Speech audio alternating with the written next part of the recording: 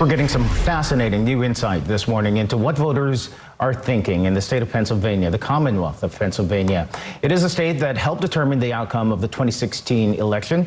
Now, Pennsylvania has more registered Democrat voters than registered Republicans. You see the margin there, more than 1 million more. But only 71% of registered Democrats showed up to vote in 2016. So what does that mean for 2020? NBC's Corey Hoffman has been talking with voters there. She's in Wilkes-Barre. What are they telling you so far? Corey, good morning.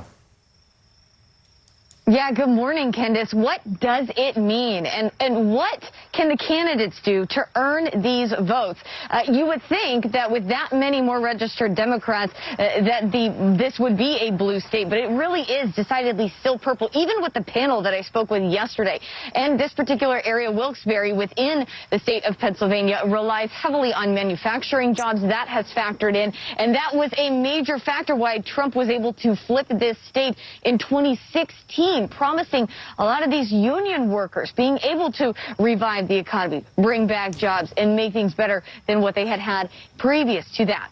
So I spoke with a panel of voters yesterday about their thoughts on where we stand with the election, a number of different issues that we'll be diving into, including President Trump's recent visit to a town right outside of Scranton, Pennsylvania, that, of course, is the birthplace of Joe Biden. And we talked about their reaction to Trump, just the issues that come along with the state, with their voting, and how the candidates can actually earn their votes. Listen to what they told me.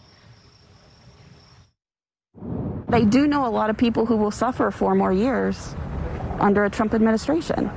And that is terrifying. You know, we rely on the president, who's supposed to be our country's leader, to fix it, but we're seeing that it's not being fixed. Is there anything that Trump could do to still earn your vote for 2020?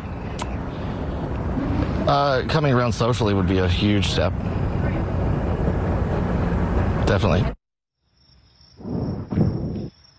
You know, something else that we talked about is also, you know, a lot of voters here put their faith in Trump in 2016 when it comes to jobs, when it comes to the economy. I asked if they had that same faith in Joe Biden reviving the economy after coronavirus. And really, they told me, Candace, that it's just, they don't think it should be one party answer. They believe that the party needs to work, the parties, I should say, need to work together on this. And that is why they don't just fully back Biden or fully back Trump. And the latest poll actually shows that as well. The latest polling out of Pennsylvania shows that Biden is in the lead by 4 points, 49% support versus Trump's 45% support, but that's within the margin of error. So it is really very close, really very neck and neck. And Democratic voters largely tell me their main concern is coronavirus and making sure the next administration addresses that head on day one, whereas Republicans I spoke to say they need jobs to be addressed on day one, specifically for this area and for Pennsylvania. So this state is rich with swing voters. It will be anyone's guess how they choose to cast their ballots in November. And as such, when Trump had his event there earlier this week, you saw a lot of job signs because that is what he wants to harp on there. And Joe Biden wants to continue to nail down the mess that is the coronavirus